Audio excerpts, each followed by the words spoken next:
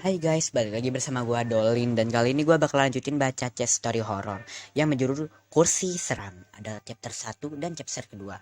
Langsung aja kita masuk ke aplikasinya yang berjudul Noveltoon. Ada di tengah ya, Noveltoon yang warna biru. Langsung masuk ke aplikasinya. Buat kalian yang belum check in, langsung aja check in di aplikasinya. Nah, kemarin kan gua udah bahas tentang cara daftar lomba dan sekarang gua bakal bahas tentang apa fungsi yang mengajukan kontrak dan apa keuntungannya.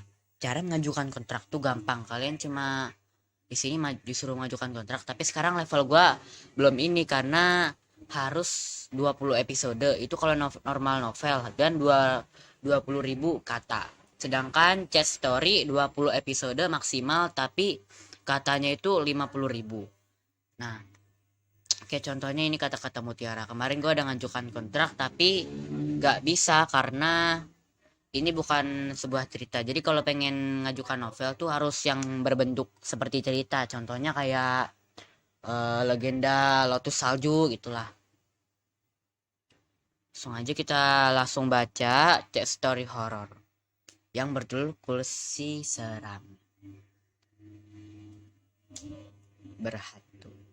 Suatu hari, seorang mahasiswa yang baru saja pulang dari kuliah, di perjalanan pulangnya dia melihat satu meja yang terbuang karena kebetulan di rumah mahasiswa ini nggak ada meja.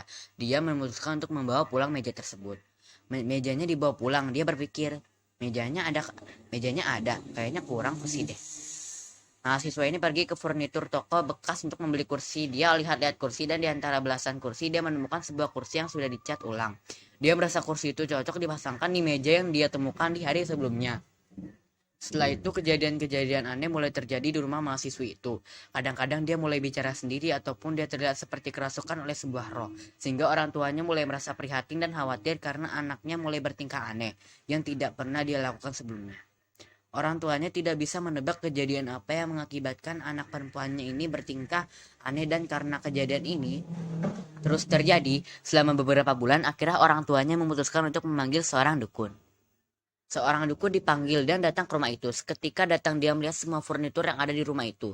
Karena bisa saja makhluk halus menemui sebuah benda. Setelah itu dukun tersebut mencoba untuk bertemu langsung dengan mahasiswa itu. Tadi pada Tapi pada hari itu tingkahnya agak tenang.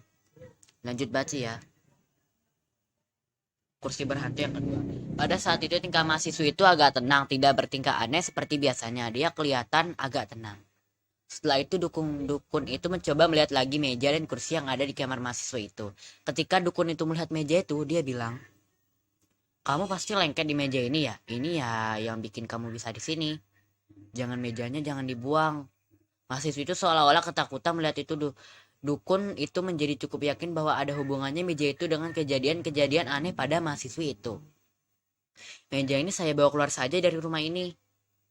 Seketika itu mahasiswa itu terlihat sedikit bingung, kecewa seolah oleh barangnya diambil.